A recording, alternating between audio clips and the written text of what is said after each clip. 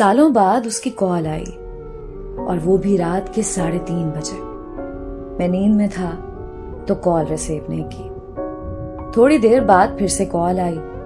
फिर मैंने मोबाइल उठाया कि शायद कोई जरूरी कॉल होगी और हेलो बोला। सामने से भी हेलो की आवाज आई। अचानक मैं बिस्तर से उठा क्योंकि आवाज कुछ जानी पहचानी थी। ये आवाज सुनते ही बहुत सी यादें ताजा हो गई, बहुत से जख्म ताजा हो गए और मैं बेचैन होकर फिर से हेलो बोला। हेलो, आगे आवाज आई। डिस्टर्ब तो नहीं किया? मुझे भी जवाब देते हुए घबराहट सी हो रही थी कि हाँ बोलूं या ना। कुछ समझ नहीं आ रहा था।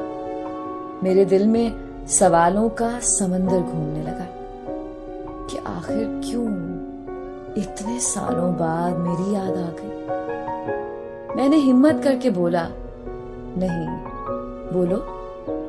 उसने कहा, कैसे हो? मैंने कहा, ठीक। और तुम?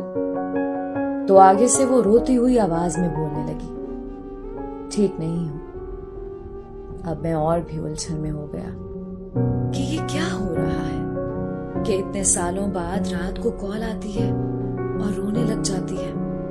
मैंने मालूम किया तो पता चला कि वो जिसके साथ थी उसने उसको किसी और के लिए छोड़ दिया। वो जैसे जैसे बता रही थी कि उसे रोकने के लिए मैं बहुत गिड़गिड़ाई, मिन्नतें की उसकी। उसी तरह एक दिन मैं भी गिड़गिड़ाया था।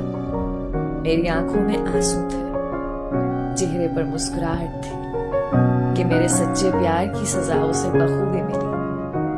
वो मुझसे रोते रोते माफिया मांगने लगी कि मुझे माफ कर दो, मैंने आपके सच्चे प्यार की कदर नहीं की, मुझे माफ कर दो। मेरी आंखों में आंसू आ गए और कहा, मैंने तुम्हें माफ कर दिया है। फिर उसने मुझसे पूछा, क्या तुम मुझे अपना पाओगे?